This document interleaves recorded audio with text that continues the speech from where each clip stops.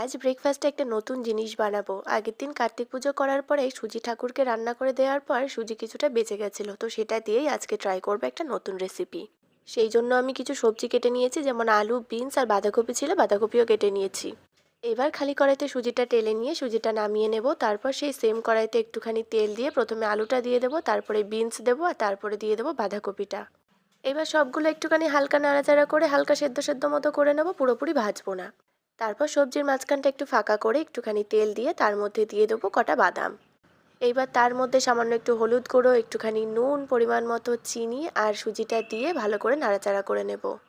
এই পর্যায়েও কিন্তু নামানো যায়, তবে এই পর্যায়ে নামালে একটু পোস্তর মতো দানা দানা লাগে আর ভীষণ ড্রাই লাগে। তো আমি একটুখানি জল দিয়ে ভালো করে মাখো মাখো করে নিয়েছি।